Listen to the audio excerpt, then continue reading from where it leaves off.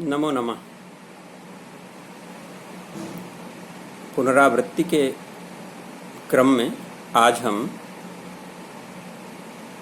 महाकवि कालिदास द्वारा प्रणीत रघुवंश महाकाव्यम के त्रयोदश सर्ग को दोहराएंगे। आप जानती हैं, आप पढ़ चुकी हैं। रघुवंश महाकाव्य महाकवि कालिदास की वह विलक्षण रचना है जो न सिर्फ संस्कृत साहित्य वरन विश्व साहित्य में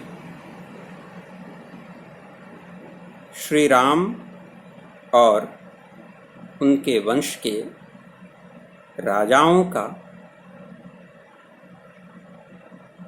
अद्भुत वर्णन करने के कारण समस्त विश्व में लोकप्रिय है।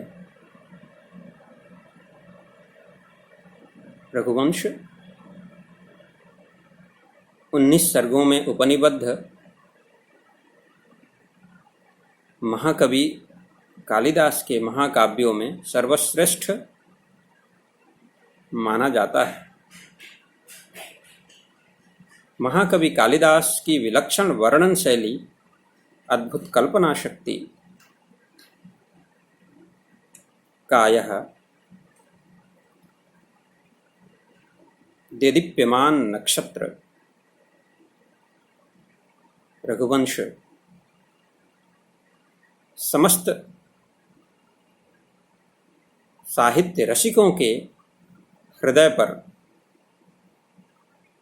सर्वदा से राज करता आया है। रघुवंश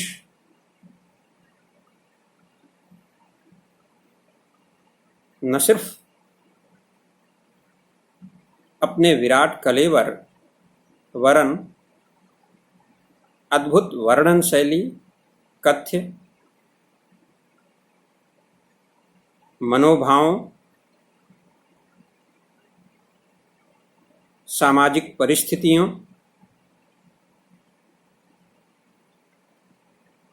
संबंधों, खासकर पारिवारिक संबंधों, माता पिता, पिता पुत्र, पति पत्नी,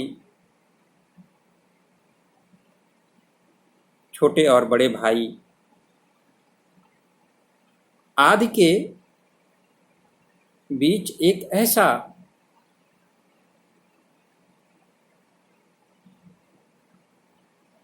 अद्भुत उदाहरण प्रस्तुत करता है जिससे हमारी भारतीय संस्कृति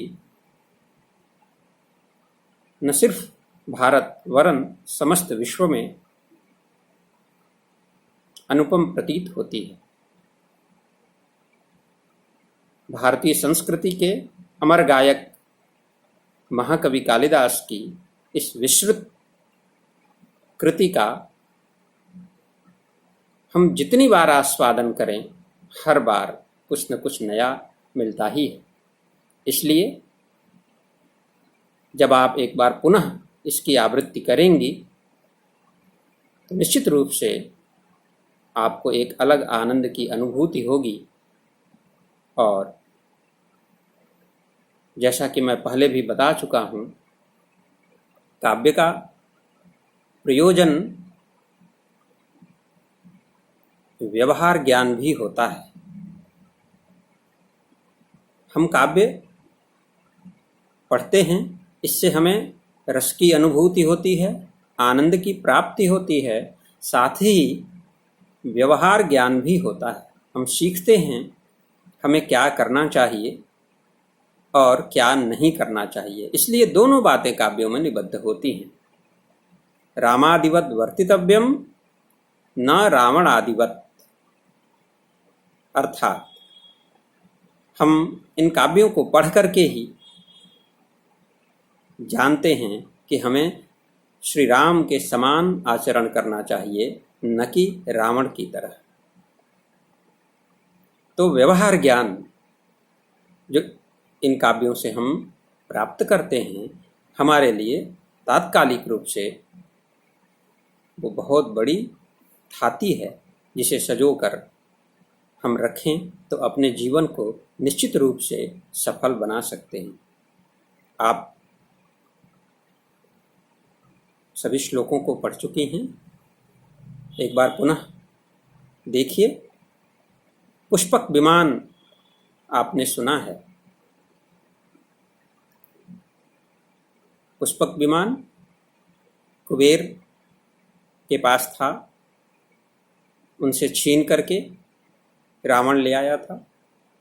और लंका में जब भगवान श्री राम रावण का वध कर देते हैं और विधिवत विभीषण का राज्याभिषेक करवा देते हैं, उसके पश्चात सभी लोग उसी पुष्पक विमान पर सवार होकर के, आरूढ़ होकर के अयोध्या के लिए प्रस्थान करते हैं।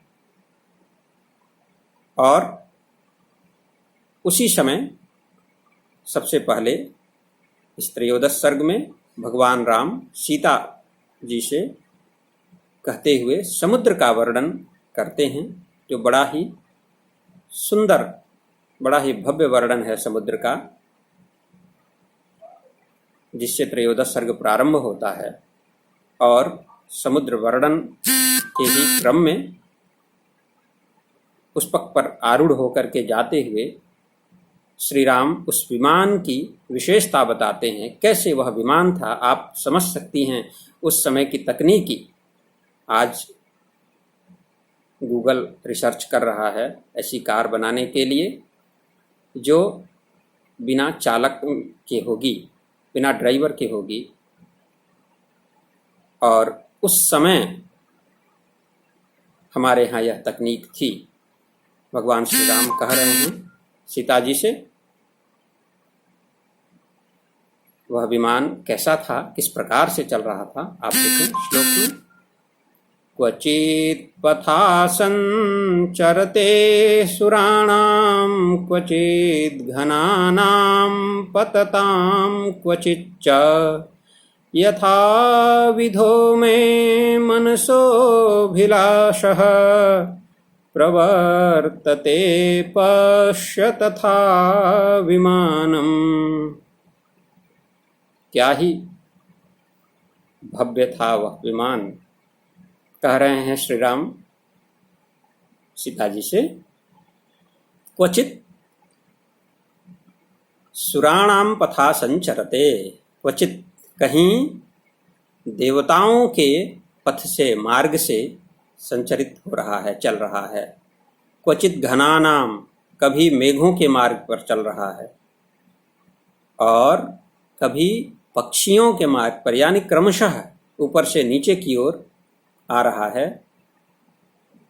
क्वचित पतताम घनानाम क्वचित च, कहीं देवताओं के मार्ग से, कहीं मेघों के मार्ग से, और कहीं पतत्रियों, पक्षियों के मार्ग से चल रहा है यह विमान। यानी एक गति नहीं है, कभी वह विमान ऊपर नीचे करता हुआ आकाश में चल रहा है। कैसे? यथा विधो में मनसोभिलाषः, यथा विधा, जैसे मेरे मन की अभिलाषा हो रही है, यानी मन की गति से वह कनेक्टेड है। वो तकनीक देखिए, मन से आज हम आर्टिफिशियल इंटेलिजेंस के माध्यम से ऐसी परिकल्पना हमारे वैज्ञानिक कर रहे हैं, तमाम अनुसंधान हो रहे हैं, लेकिन यह उस युग में था, उस पुष्पक विमान में यह तकनीक थी कि वो आपके मन से, उसकी सवारी के मन से जुड़ जाता था, और वो जहाँ जहाँ इच्छा होती थी सवारी की, वहाँ वहाँ उस रूप में, उस तरह से वह विमान उड़ता था।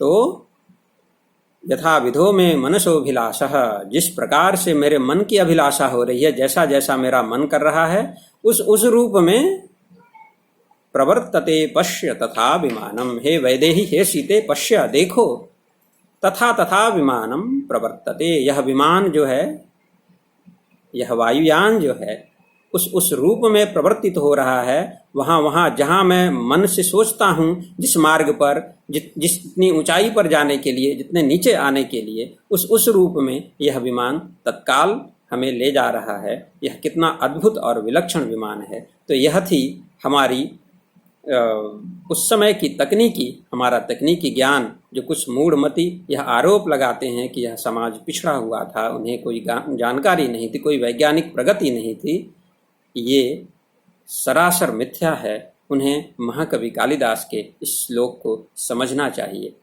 और यह जिम्मेदारी हम और आप पर ही है कि हम इस अपनी संस्कृत भाषा में, इसके ग्रंथों में छुपे हुए वैज्ञानिक ज्ञान को जनसामान्य तक पहुँचाएँ। इसी विश्वास और इसी शुभकामना के साथ बहुत बहुत धन्यवाद।